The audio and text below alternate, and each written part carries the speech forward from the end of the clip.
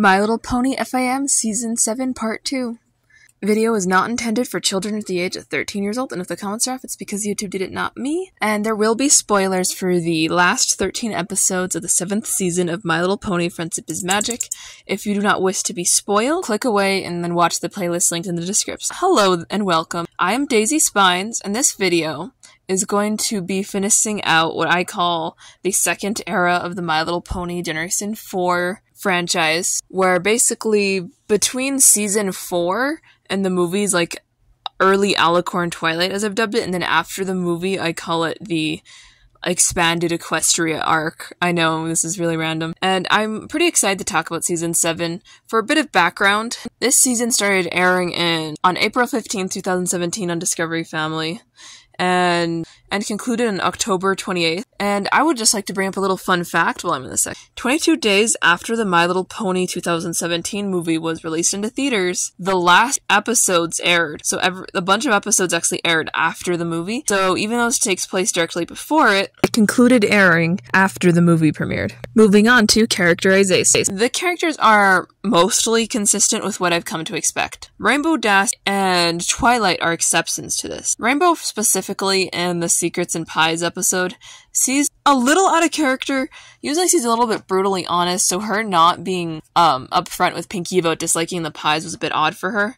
And Twilight is a little bit difficult as a character. She acts impulsively in the finale episodes, like really impulsively. She can run over other people's stuff, and during the cruise episode, she's like, instead of acting impulsively and taking over, he does is let everyone else's interest run over hers for once, but then to like a dramatic degree where she snaps and like steps on that poor boy's, even though it's a little creepy, honestly. Other than that, the others behave in line with what I expect from them. Like, Starlight is pretty much exactly how I expect her to be done here. She's really well thought out. I like how they expand on her relationship with Sunburst, who plays a major role in the finale, which was also great. And Spike, for some reason, is not very prevalent in this half of the season, but when he's on screen, they treat him like a character instead of like an abuse puppet, so I'll take it. Why not? You get what you get. The pillars are pretty great here too, because I like all of them. I will start by saying I know Star Swirl the Bearded is rigid in his views on redemption, but it makes a lot of sense for him as a character. And I think that sort of, the time he was from was literally the Dark Ages, and a lot of things were probably just not, you had to make a decision then, otherwise you might be messed up forever. So I don't blame him for that. The others don't get quite as much attention. They get their backstories in their Keystone episodes, but after that, they're kind of fall by the wayside in the finale. Although personally, I think Rockhoof is a gentleman who I adore, and I love the accents, which I will get into here in a second. The voice acting is really fun here. Everyone sounds good and everything, and I like the variety of well done, not disrespectful accents. It's not giving the villain school of bad accents that was with like Cabaleron a while back. So that was an improvement, I think. I'll accept Cabaleron. He still has a sucky accent, and he shows up in like one episode. But other than that, there's not that much to say specific in regards to voice acting, other than I'm gonna point out there's these two foals that are based off of Generation 3 characters, and they have like actual kids voice them, which is saying they do more in the latter seasons. They have kids voice side characters that are only gonna be in like 1 or 2 episodes, and I just noticed that. The animation is a little snappier in this season, at least compared to others. I would call it the Pinkie effect. Basically, every character starts to move and behave more like Pinkie Pie as the show goes on. That's pretty good, although I will mention that this is where snappiness hits a peak in the show. After this, it like goes into realistic horse movement, which I'll touch on when we get to season 8 and 9, but seriously, there's like realistic horse movement. Other than that, I will comment on the variety of really well-designed locations and ponies, which I really enjoyed viewing. The backgrounds were a joy in some, and I think that leaves us to the next section, which is world building. For once, I can say the world building was genuinely great, which is not something I'm used to saying. We see and explore a lot of new places, and they're thought of in a respectful way. They don't make everyone unreasonable. They make everyone in them like make sense, variety, and all that. For instance, we see the Pillar arc is what gets us through most of this, which is only present in this half of the season, the Pillar arc. We basically move through different areas of Equestria in order to get the relics for the finale, and when we do that, we get a little hint of the culture and stuff, including the backstories, And my favorite location, I didn't catch the name of it, but I'll put a screenshot up because it was just so pretty, and I just adored how pretty it was. We explore Ponehand, which is based off the real-life location in our world. And the last bit of world building that we get is revisiting the Changeling Empire now post-Reformation, and seeing how they've developed independent identities for themselves away from the hive mentality and pony society. Although they are taking after ponies to a degree, just not exactly. I really liked that. So far, Thorax has been a good leader in the show, and I like him quite a bit. Now, for the music. The music in this half is minimal. There are exactly 2 songs. We have We Aren't Flawless from Fame and Misfortune, which is a pretty good song. I'd say that's probably my favorite, and it's from like the 14th episode, so our coming off our mid-season finale, we have a good song. But then after that, we have a song from Marks and Recreation, Blank Flank Forever, and it's fine within the context of the episode, but I probably won't independently listen to this one very often. Which means I still move into First Impression. This half of the season is one of my favorites for a lot of reasons. The overarching pillar storyline is the main one. That's prevalent through this half is really great, and I really liked it when I was younger. It's probably the highlight for me, seeing all the backstories. One thing about this is the fandom was really hypercritical of My Little Pony around this time. I felt that they had an unneeded amount of pressure on the show to be perfect at all times, and wouldn't allow season 1 style slip-ups, which was really strange. I just like to remind them that this show was never really intended for adults, and it's not going to write as it was intended for adults, and some people wanted that by season 7, and that didn't happen, so they got mad and left. Very small minority, and usually they're less vocal after like a year, so it wasn't a big deal. I guess that means it's time to move on to the episodes. Fame and Misfortune. The plot follows Twilight encountering 2 feuding fillies, and deciding that she should publish the friendship journal to teach ponies, about the lessons written inside. The journals become a success, but draws some unintended reactions from the reader. Rarity loses popularity amongst her fans for her supposed selfishness. Pinkie is laughed out for every word she says for no real reason, and Rainbow Dash is followed by fans fixated solely on her entries. Fluttershy is criticized for her inconsistent assertiveness, and Applejack is swamped by admirers who want to consider themselves a part of the Apple family. And Twilight is regarded as less interesting due to her confronted by the mob of critics who only say things that really aim to discourage the main 6. Twilight and her friends have to try to convince them that their flaws are what make their friendship strong, and the mob only continues to argue. Twilight laments at the journal's misrepresentation until Starlight finds the 2 fillies from the beginning of the episode who were actually able to learn a good message about friendship from the journal. And this group, which was relatively selfish, I guess embraces the flaws. My thoughts. So, contrary to the mass majority of the fandom, I really liked this episode. At least when this came out, I feel like everyone hated it.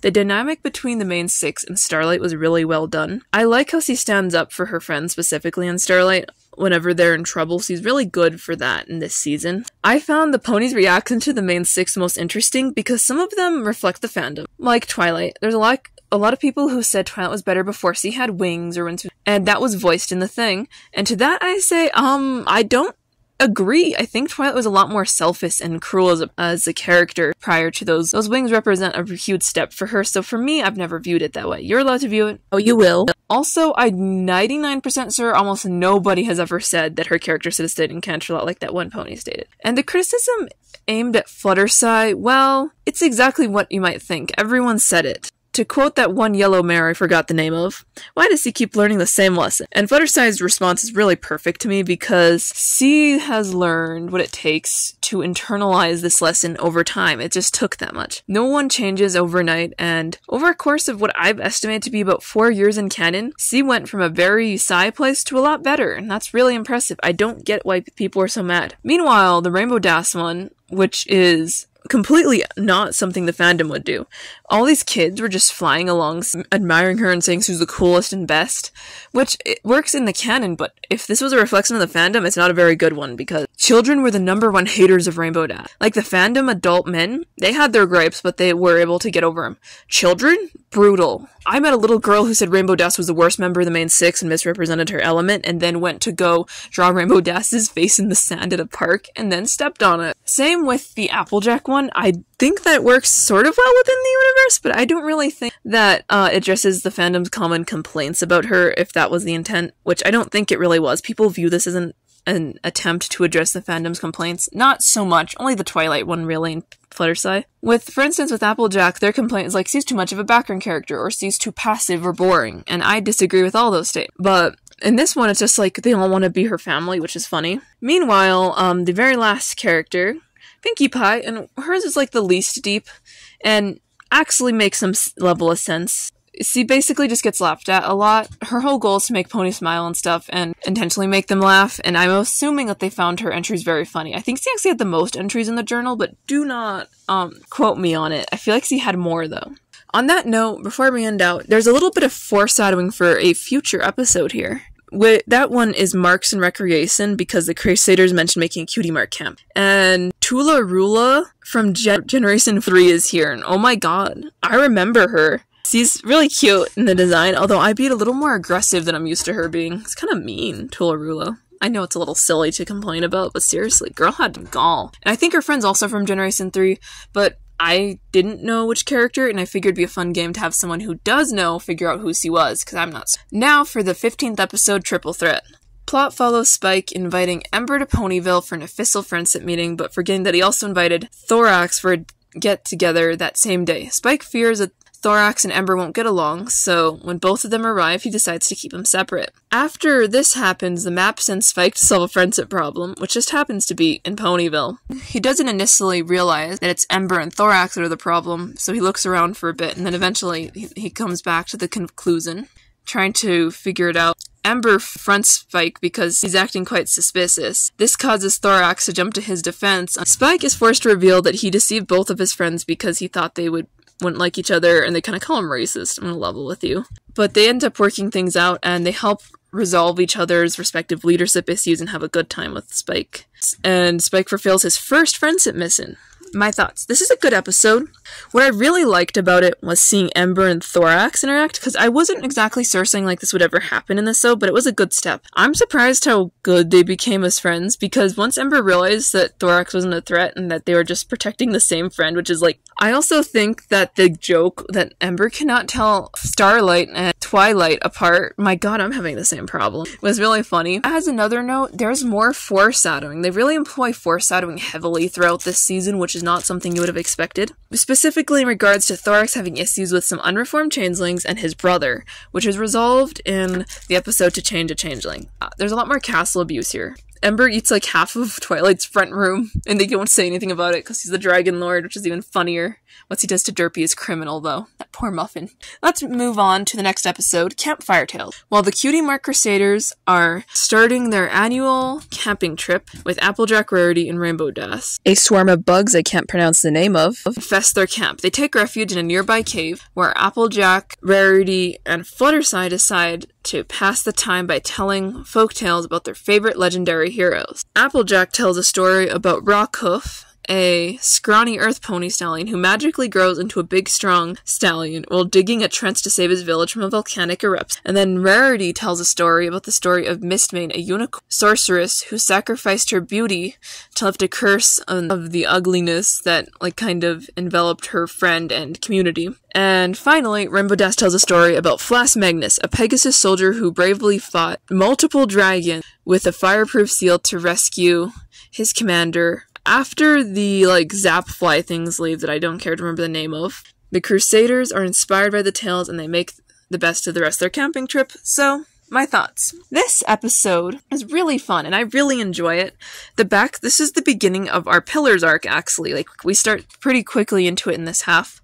And I have a few things of note I will mention while I'm here. Number one, the Rockhoof story was wild to me, and it never ceases to make me laugh, because it's fully accepted that a literal, I'm going to assume 13-year-old cult looks like a big strong man in the process of digging a trench, and no one questions it that deep. I know it's questioned once in the finale, but damn, I just found that hilarious. And obviously, I love Mistmane's story. I already did a video kind of touching on it, so I don't think I'll go too deeply into it, but I love those Eastern unicorns. I think that's what they are, at least, and they're so cool. And lastly, Rainbow Dash's story, which I found really cool. They use a lot of the older adult dragon designs, which to me means that I'm not saying that that's an 100% because this could just be her imagination. I think she's met the Fire Lord. But what if Magnus genuinely met Ember's father? Like, what if? Because he looks like the same dragon. I think he was a little smaller there, but still. That would be really awesome. And I'm really, really happy that this episode is a thing. I also read the comic. I don't know if I've ever mentioned that. So, the next episode is To Change a Changeling. So, the plot follows Starlight and Trixie on their way to visit the Changeling Kingdom when they are attacked by Thorax's brother Pharynx, who refuses to adopt the Hive's new peaceful ways. The other changelings feel uneasy around Pharynx and elect that he should be banished from the Hive for his ceaseless bullying. Failing to reason with Pharynx, Starlight and Trixie agree that he must leave. So when they confront Thorax over the issue, is reluctant to banish his brother from the kingdom because of how Pharynx would defend him from the other changelings when they were younger. Starlight is inspired to lure a Molwarf, a giant bear mole creature, to the Hive, expecting Pharynx to come to Thorax's rescue, only to find that Pharynx has already left willingly. Starlight and Trixie try to defend the changelings, which doesn't go so well.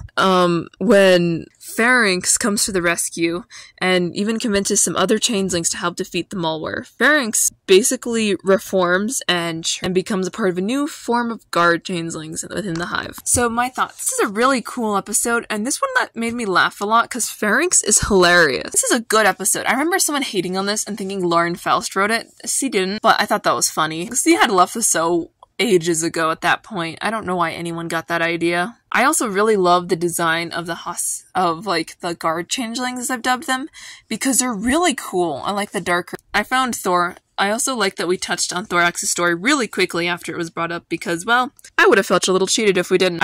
Hearing as a brother, I'm always fascinated by siblings in media, so it would have been weird not to. He's kind of a foil of Celestia and Luna, actually. That's pretty neat. Also, Trixie is hilarious here, and I find, everything she did was a little out of line, but it's Trixie, so I kind of let her get away with it. I'm more fond towards her now. That leads us to the next episode, Daring Done. The plot follows Rainbow Dash, who's distressed when she hears from Pinky that A.K. Yearling is going to retire from writing the Daring Do book series, and thus ending her adventures as a hero. When Rainbow and Pinky go to confront A.K. Yearling, explains that she has grown disheartened over pushbacks he gets from the collateral damage her heroic acts caused, specifically in one town. They take A.K. Yearling to make amends at this village, only to discover that Dr. Caballeron has taken advantage of the Daring Do situation to trash her reputation and then commit theft and blame it on her. When Rainbow Dash speaks in Daring Do's defense, Caballeron kidnaps her and lures Daring Do into a trap. Encouraged by Pinkie Pie not to lose hope, Daring Do rescues Rainbow Dash and ends her retirement and regains public support by exposing Caballeron's deception and using her wealth to repair the statue she damaged. My thought. I really like this episode too. This is our next installment in the Pillar arc, as I've dubbed it, in one of those keystone episodes for this season. And basically, I'm going to talk about Cinebula, because this wasn't super brought up in recap I did, but the statue of Cinebula in this episode, which is part of, the conflict, directly links into her story, and also I'm very sure her and that pharaoh had something going. I think it's kind of a cute sip. I feel like it was something. Maybe she even had kids, who knows, right? Another thing is I really think Daring Do here is pretty well in line with the character, but I just find it funny that Caballeron wasn't recognized because his voice is so obvious. Bro, we can hear you.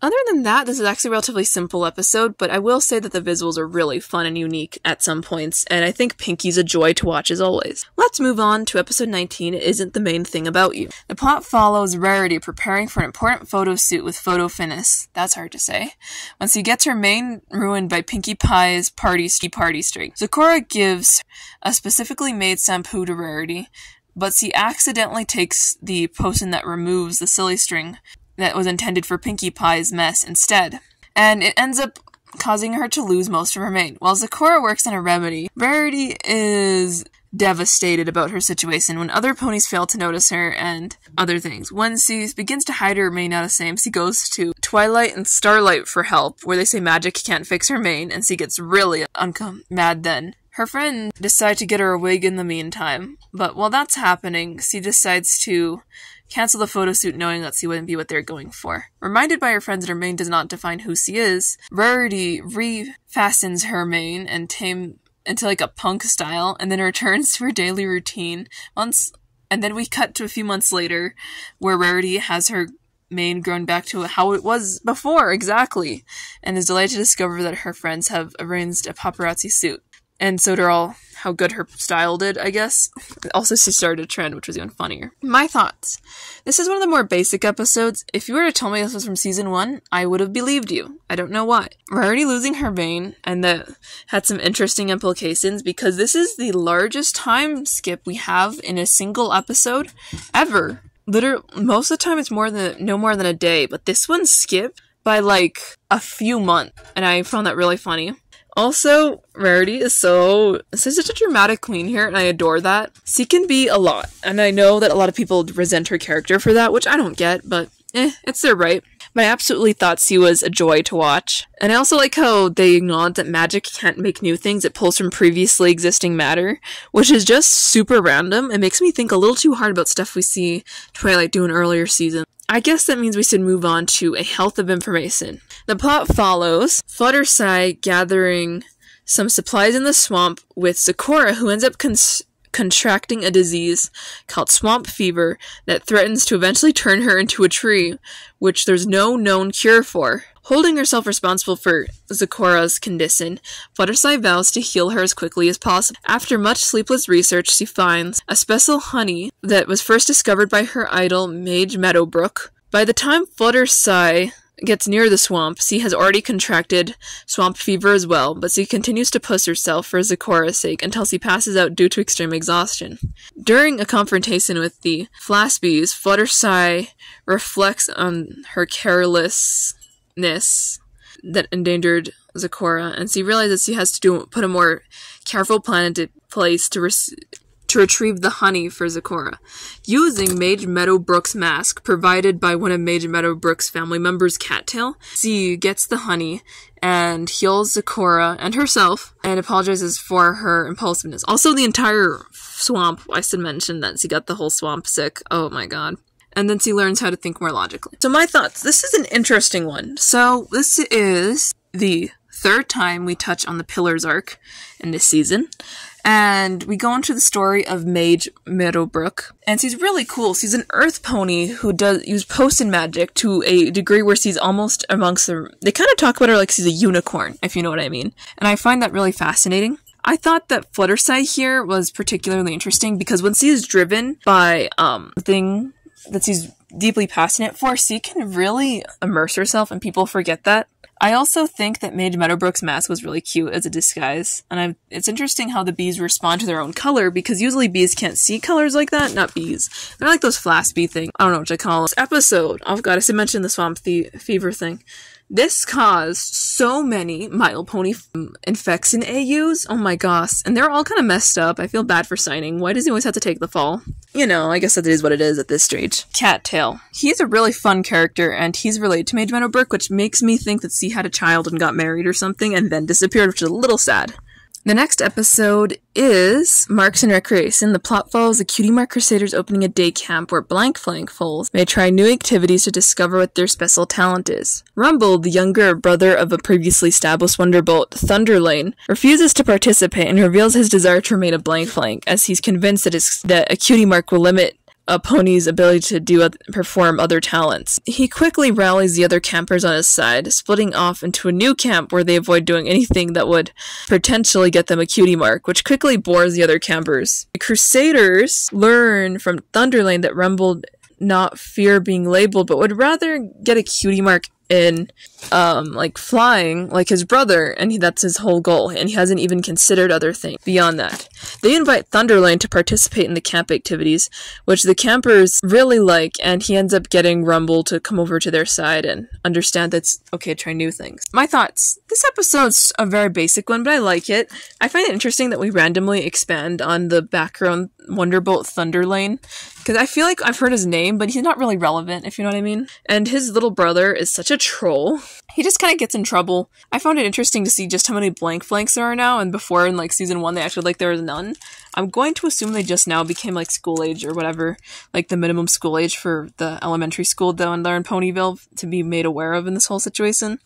But hey, I won't think too deeply into that. And I think this is just a really fun one. I like that Thunderlane is into cooking too, I think. Let's go into the next episode, Once Upon a Zeppelin. The plot follows Twilight learning that her parents have won a free Zeppelin cruise, and she can join them to take a break from her royal duties, which Spike will take up while she's gone. Shortly upon boarding the ship, Twilight discovers that the cruise is themed off of princesses and hosted by Iron Will, where the other passengers paid to spend time with her and a little bit of Cadence, specifically invading her family's privacy. Not wanting to disappoint anybody, Twilight agrees to personally attend to the passengers, that way the rest of the family can enjoy the planned activities, but in doing so, she misses a rare celestial event that she has planned to see and is heartbroken. And she also hurts Star Tracker, a cult who won a day of honorary membership in her family, which is a whole thing in the process. Twilight is consoled by Cadence, and Cadence tells her the importance of setting time aside for herself. After Twilight apologizes to the passengers and Star Tracker, they agree to respect her boundaries and turn against Iron Will for manipulating them and almost ruining their time together, forcing him to abandon the cruise and allowing Twilight to spend the rest of her vacation in peace with her family. My thoughts.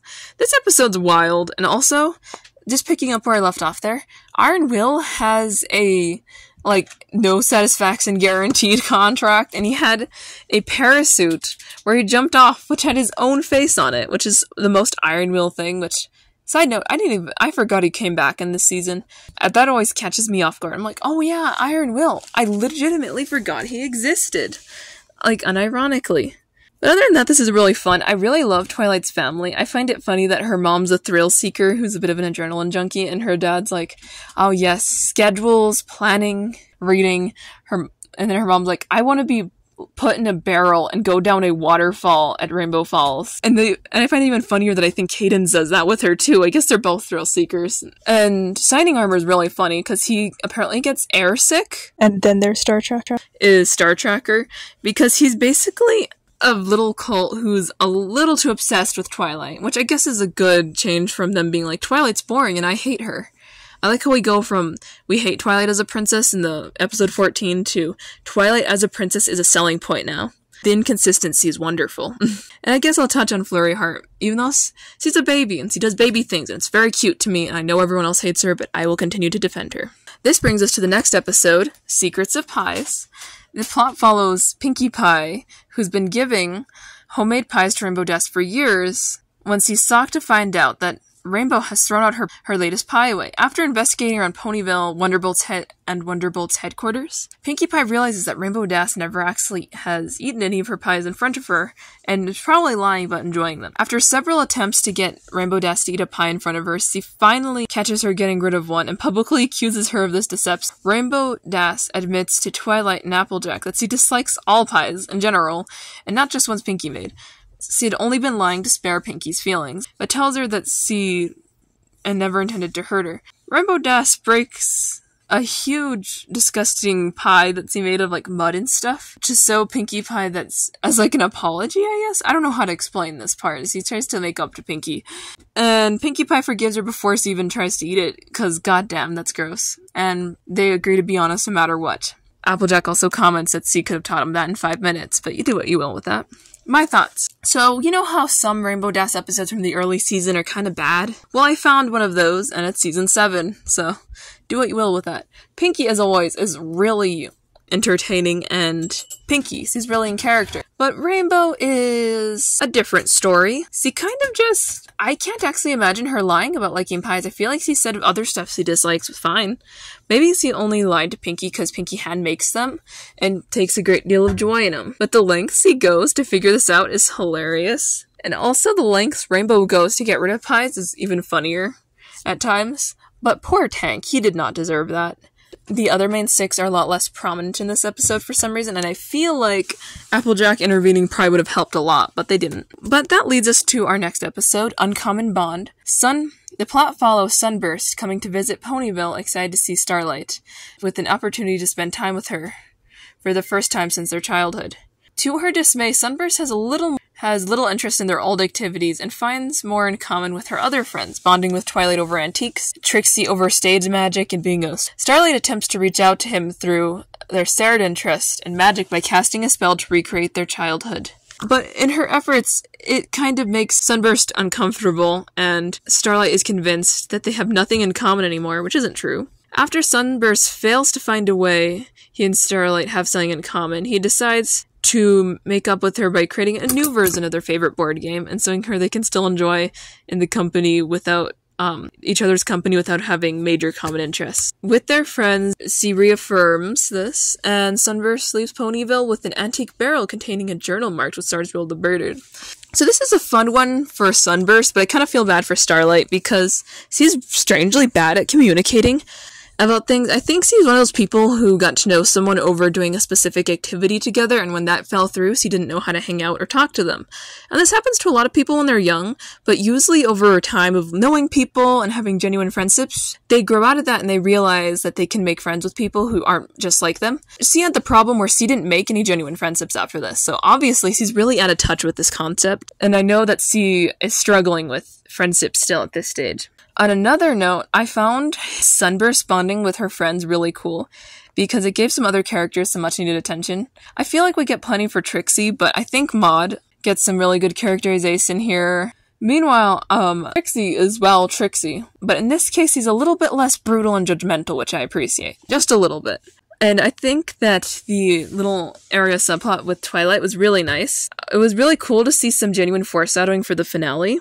And I think where I will end off is the game that they have at the end based off their childhood board game is interesting. Because for him, making the game more mature requires him to be dressed as a giant dragon while playing with all of Starlight's friends in the living room, which somehow seems less mature to me, but I adore that he's that into it, I guess. He said to go to a con if they have those in universe for that game. He'd like that. That leads to episode 25, Shadow Play. The plot follows Sunburst sharing his recent discovery of the Star Swirl the Bearded Journal with Twilight and her friends, which reveals the sorcerer and other equestrian legendary heroes, known as the Pillars of Old, sacrificed themselves to defeat the Pony of Shadows 1,000 years ago while rescuing Equestria.